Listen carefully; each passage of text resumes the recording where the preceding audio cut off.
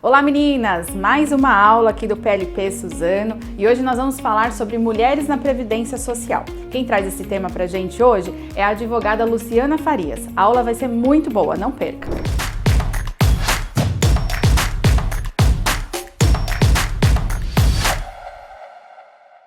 Olá! Vou falar hoje com vocês sobre direito previdenciário da mulher. Eu sou a doutora Luciana Farias, advogada há mais de 22 anos trabalhando com aposentadorias e benefícios do INSS. E o que seria o direito previdenciário? Então vamos pensar direito previdenciário como a previdência, mas eu quero iniciar essa conversa aqui falando em planejamento previdenciário. E quando a gente fala em planejamento previdenciário, aí eu vou voltando um pouquinho. Planejamento previdenciário está dentro de um todo que seria um planejamento financeiro. E o planejamento financeiro estaria dentro de um todo que seria o planejamento de vida, o planejamento profissional. Então aqui eu quero falar com todas as mulheres que trabalham, seja que trabalha como empregada, que tem o seu negócio próprio, que é contribuinte individual, ou seja, profissional liberal. Então, aquela mulher que trabalha, ela, o quanto antes planejar a sua vida em todos os aspectos da vida, e aqui vamos focar no aspecto financeiro, está obrigatoriamente a previdência nesse planejamento financeiro, porque qualquer pessoa que trabalha e ofere renda precisa pagar tributo sobre a renda, que é o imposto de renda e a contribuição social. E a contribuição social nada mais é que o INSS. Então, quando a gente... E aqui eu me coloco entre as mulheres profissionais liberais que trabalham.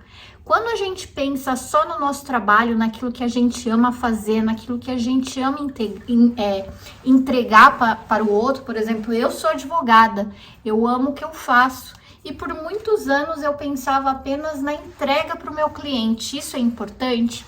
É muito importante a gente pensar na entrega. Só que quando a gente pensa no trabalho como um todo, a gente tem que pensar como cobrar, quais os tributos que a gente paga, qual é a melhor forma de tributação, porque senão a gente vai trabalhar, e aquilo que a gente recebe pelo nosso trabalho muitas vezes sai pelos dedos, a gente acaba pagando tributo a mais ou pagando a menos, e aí é um problema também.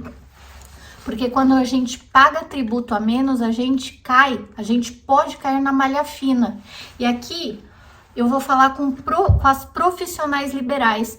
Então, com aquelas mulheres que trabalham por conta própria e que não tem empresa, que não tem uma PJ, uma pessoa jurídica. Então, quando você trabalha e você ofere renda, na hora de você declarar o seu imposto de renda, você vai ter que declarar essa renda.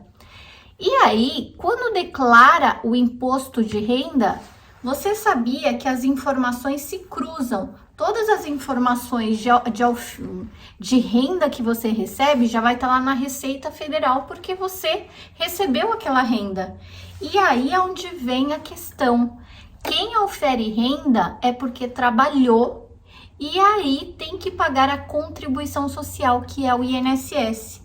Então, para quem é profissional liberal, declarou imposto de renda e não pagou o INSS sobre aquele valor declarado no imposto de renda, as informações se cruzam e aí você pode cair numa malha fina e a multa, nesses casos, pode chegar a 225%. Então, até se tem alguma colega advogada que esteja nessa situação, se atente, porque é muito comum isso com advogados, médicos, dentistas, engenheiros, arquitetos, profissionais liberais que declaram o imposto de renda e não pagam o INSS de acordo com a renda declarada no imposto de renda. Então, essa aqui é a primeira informação muito importante para quem é profissional liberal e que declara imposto de renda e tem que se atentar muito para o INSS. O INSS, a contribuição ao INSS é um tributo, é obrigatório. Assim como a gente paga IPTU. Quando você tem um imóvel, você é obrigado a pagar o IPTU. Quando compra um carro, é obrigado a pagar o IPVA. Da mesma forma, qualquer pessoa que comece a trabalhar e receber pelo seu trabalho, é obrigatório também pagar um tributo que chama-se contribuição social. Mas a grande diferença aqui desse tributo são duas. Uma delas é que para profissionais liberais, como eu estou falando nesse momento, há espécies de pagamento. Você pode escolher a modalidade de pagamento que você quer fazer e pode dar uma diferença de mais de R$ 1.300 por mês. Isso mesmo. Porque o profissional liberal ele pode pagar 11% sobre um salário mínimo. Isso se o profissional liberal trabalhar pessoa física para outra pessoa física. Então, por exemplo, se você presta um serviço pela internet, se você tem uma mentoria, é pessoa física com outra pessoa física. Nesse caso, você pode escolher, então, pagar 11% sobre um salário mínimo, independente do valor da renda que você receba por mês. Mesmo que você declare imposto de renda com um valor maior, não tem problema. Você pode pagar 11% de um salário mínimo. Só que nesses casos, a gente vai falar um pouquinho dos benefícios do INSS. Nesse caso, para quem paga 11% de um salário mínimo, vai ter direito apenas a benefícios por incapacidade no valor de um salário mínimo e aposentadoria apenas por idade, que no caso da mulher, nesse ano de 2022, 61 anos e 6 meses, e a partir de 2023, a idade para se aposentar vai ser 62 anos. Essa é a primeira espécie de pagamento.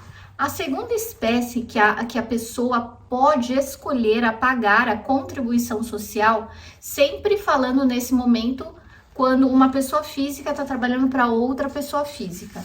A segunda modalidade, que é a regra geral, é ter que pagar 20% sobre a remuneração oferida.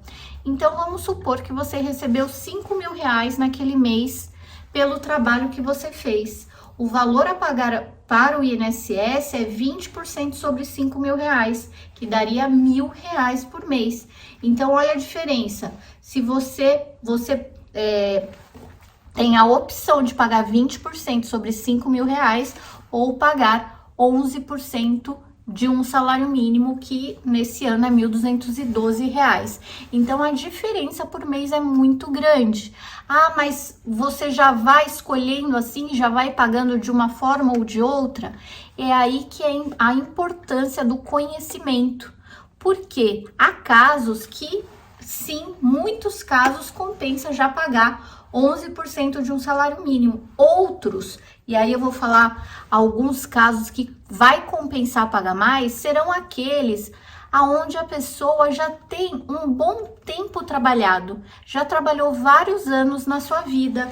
E aí, se ela optar, depois de vários anos como empregada, ou mesmo como empresária, ou pagando o INSS de qualquer outra modalidade que não seja essa de 11%, essa pessoa vai poder se aposentar por tempo de contribuição. Você sabia que vai ter mais de 7 tipos de aposentadoria? Eu vou falar um pouquinho mais das aposentadorias mais para frente. Mas tem várias espécies de aposentadoria e os benefícios do INSS, o valor deles é desde um salário mínimo até o teto do INSS, que em 2022 é pouco mais de R$7.000. Então, para quem paga a alíquota cheia, que é essa alíquota de 20% sobre a remuneração, vai ter direito a todas as espécies de benefícios do INSS. Então, imagina só, uma mulher que já trabalhou 20 anos na sua vida, seja como empregada doméstica, até a trabalhadora rural. Ela já trabalhou uns 20 anos na sua vida. A aposentadoria dela já está mais próxima.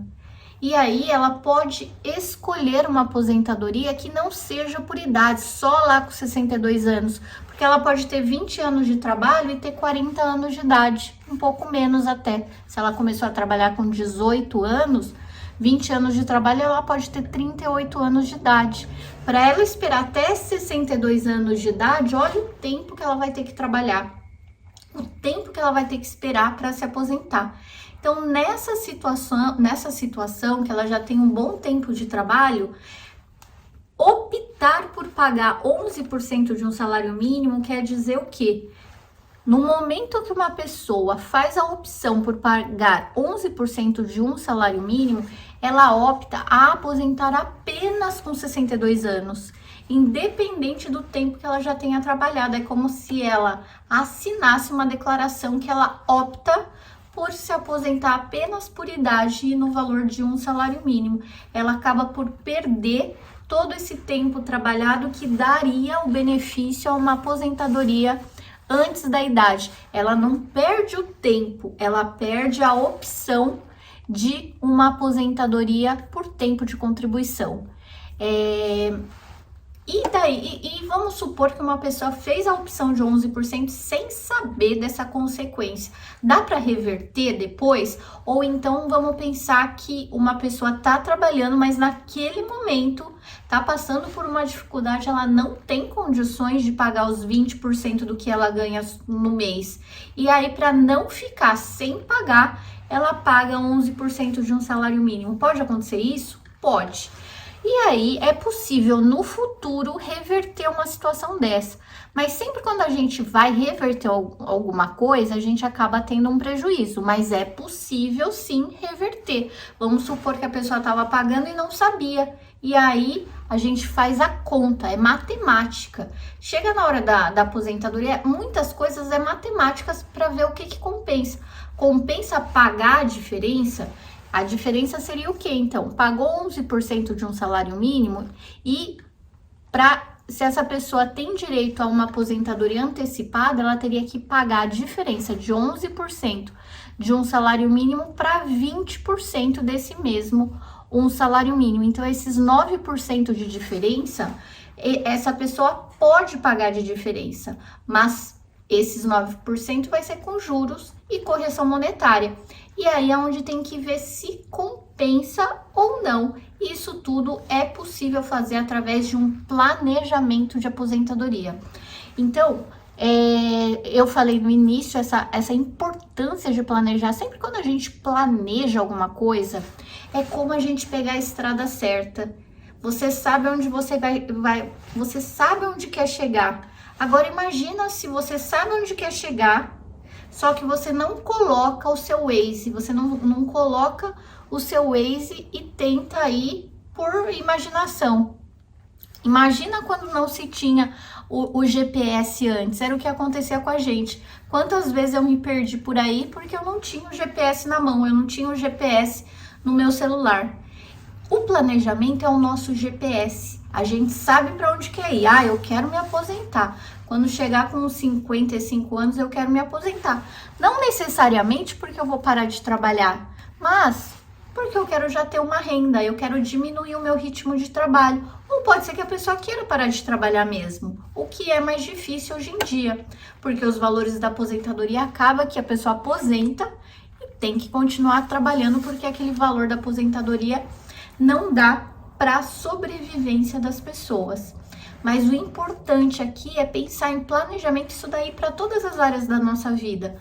Eu sei onde eu quero chegar e eu preciso de um mapa, eu preciso do meu GPS, do meu Waze, para saber qual é o caminho. Tem várias estradas ali, qual que é a melhor? E quando eu falo de planejamento de aposentadoria, seria realmente planejar qual é a melhor aposentadoria. Mas eu vou além um pouquinho. O quanto antes você pensar em previdência social é melhor, porque aí entra o planejamento previdenciário. E como eu tô falando aqui para profissionais liberais, o mais importante até do que aonde vai chegar, que é a aposentadoria, é saber o que fazer de hoje até lá. Então imagina se tem alguém aqui com 18, 19 anos, tá pensando ainda a faculdade que vai fazer, mas já tá começando a trabalhar, tá fazendo um trabalho pela internet. Cada vez é mais comum as pessoas conseguindo fazer cursos pela internet, trabalhar com marketing digital, enfim, tantas profissões que com a pandemia nos abriu as opções de trabalhar pela internet. Eu mesma, eu tinha 21 anos de advocacia com escritório físico. E com a pandemia eu passei aí para a internet, comecei a atender mais pessoas pela internet, porque eu já atendia. Era mais ou menos 70% eu atendia fisicamente, olho no olho ali, 30% eu atendia pessoas de outros estados. Com a pandemia, que tivemos que aquele lockdown, fechar tudo, eu passei a fazer vídeos na internet, aí eu já aproveito e convido vocês para conhecer o meu canal do YouTube, que é Doutora Luciana Farias. Tem mais de 200 vídeos lá sobre previdência, sobre aposentadorias, benefícios do INSS, como pagar INSS. Meu Instagram, Doutora Luciana Farias, onde também a gente traz conteúdo sobre previdência. Mas, então, a pandemia fez com que eu fosse trabalhar pela internet. Como que eu ia atender meus clientes e clientes novos que estavam precisando? Imagina, especialmente na pandemia, as pessoas com Covid precisando do auxílio do INSS e a gente sem conseguir abrir o escritório para atender essas pessoas. Então, foi onde eu atendi muita gente pela internet, especialmente com benefício por incapacidade, porque estava internado por conta da Covid, por causa de um familiar que faleceu por conta da Covid. E com isso, a internet fez com que eu parasse de trabalhar apenas ali, Suzano e Grande São Paulo, para trabalhar Brasil e até mesmo fora. E aí fez com que eu fosse 100% para a internet. Então hoje eu trabalho 100% digital. A gente ainda faz reuniões presenciais com o time para treinamento, integração, mas hoje é possível trabalhar digital. Aqui eu tô falando de uma profissão formal. Quando que ia se pensar? Quando que eu poderia pensar de trabalhar como advogada apenas online? E eu tô falando isso porque assim como aconteceu com uma profissão tão formal que é a advocacia, abriu esse tipo de possibilidade para diversas áreas. Então hoje o meu time, os meus funcionários são de várias regiões do Brasil e todos trabalham em home office. Então olha que bacana isso, porque às vezes você queria montar alguma coisa e não tinha o valor para ter o lugar físico. Então hoje é possível você prestar o seu serviço através da internet. Mas não deixa de ser um serviço, não deixa de ser formal, não deixa de você oferir renda. E aí a consequência é o quê? O pagamento dos tributos. E eu tô aqui para quê? Para te auxiliar a ter essa visão do seu negócio. Para quê? Até para saber o quanto você vai cobrar. Porque não adianta você cobrar mais barato que o mercado e aí depois você cair numa malha fina lá na frente. E aí tudo aquilo que você cobrou de mais barato, você tem que pagar posteriormente para uma Receita Federal. Trabalho muito com clínicas médicas e dentistas e isso daí tá na precificação. Então, quando você recebe um valor, então você recebeu R$1.000, aquele, não é os R$1.000 de lucro. R$1.000 é faturamento. O que vai ser o lucro? É o que você ganha menos as despesas, todas as despesas, incluindo os tributos. E aqui entra o INSS. Então, antes de você cobrar, pensa nisso. E pensa em estar pagando. Ah, mas o meu negócio é informal. É informal, eu não declaro imposto de renda, eu não pago INSS. E aqui eu quero trazer a consciência da importância de ter o INSS. Quantas pessoas nessa época de Covid que não pagavam o INSS e que ficou afastada por conta da Covid? Quantos pais de família e mães de família que faleceram e deixaram os seus filhos sem a proteção previdenciária? Então, pagar INSS é obrigatório, mas mais do que isso, ter a consciência que ela é uma proteção social. É uma proteção social justamente para quando a pessoa não pode trabalhar, ela ter esse auxílio do Estado, que esse auxílio do Estado é pago por você, é um seguro. INSS é Instituto Nacional do Seguro Social. Então, você paga esse seguro para quando você precisar. Precisar quando? Quando você adoecer e não poder trabalhar, quando você sofrer um acidente, ficar com sequela. Eu até tenho um livro sobre auxílio acidente, que é justamente, foi minha dissertação de mestrado, e justamente fala que quando a pessoa sofre um acidente e fica com uma sequela, ela pode receber um benefício até se aposentar. Mas isso por quê? Porque ela estava pagando um seguro.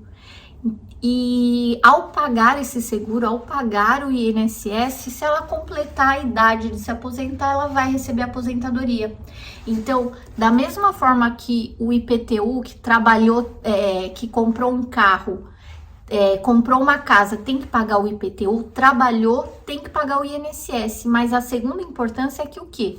A gente paga o INSS, a gente paga esse seguro, que é obrigatório, mas vai ter a contrapartida. Eu pago, porque é obrigatório, no entanto, quando eu precisar, o Estado vai pagar um benefício previdenciário.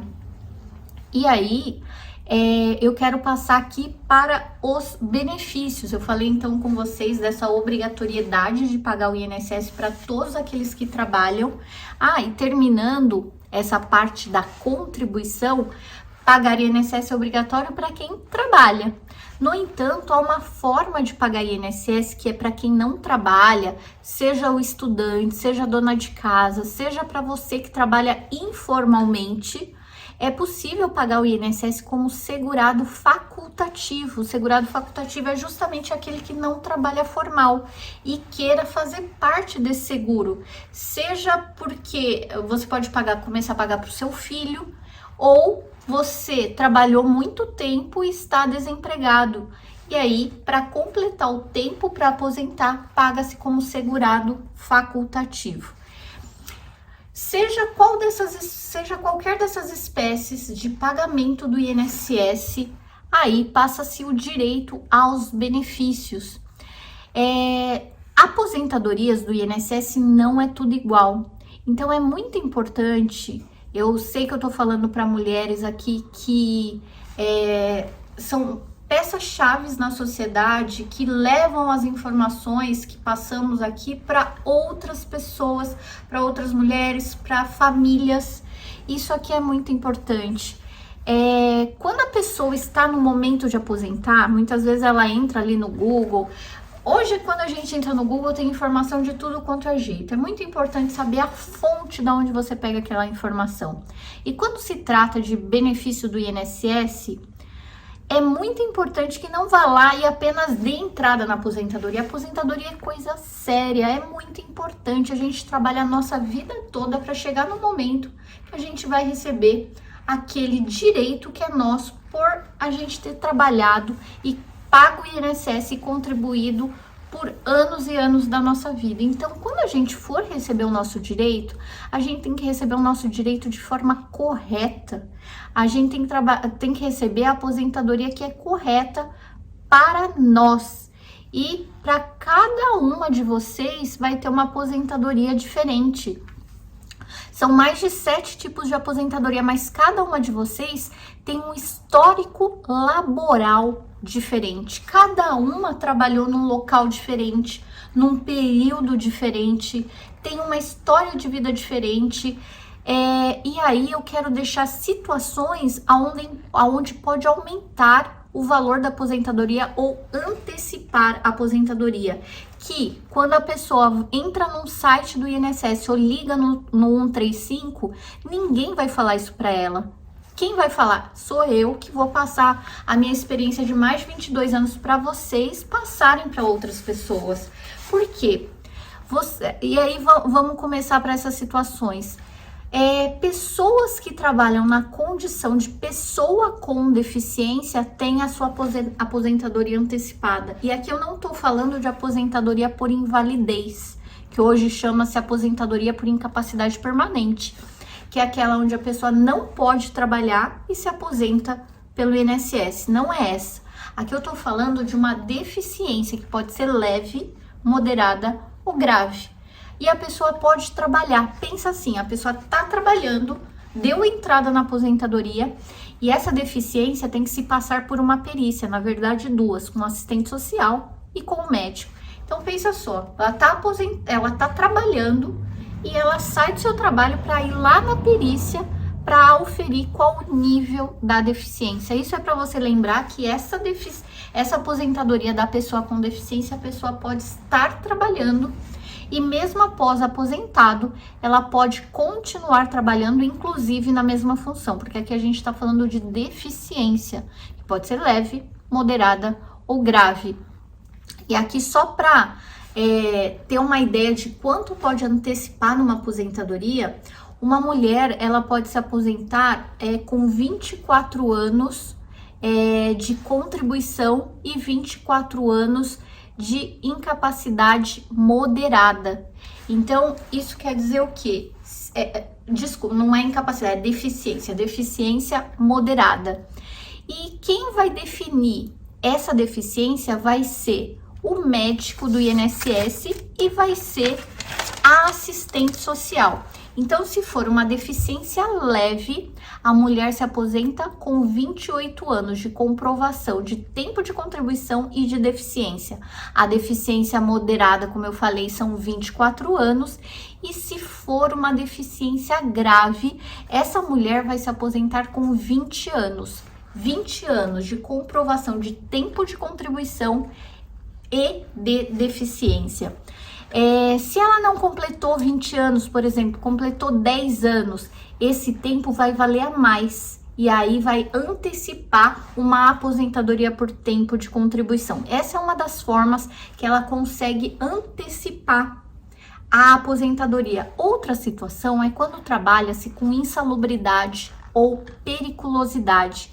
Nesse caso, esse tempo, ele pode ser considerado especial no INSS. Não é automático.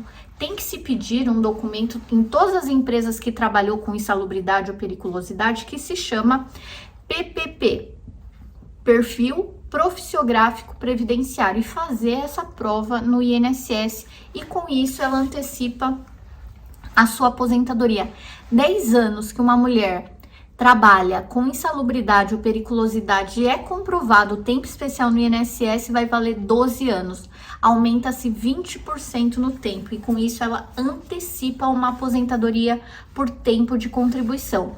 Essa forma de você converter o tempo especial em tempo comum foi até 12 de novembro de 2019, mas todos que trabalharam até novembro de 2019 pode fazer essa conversão.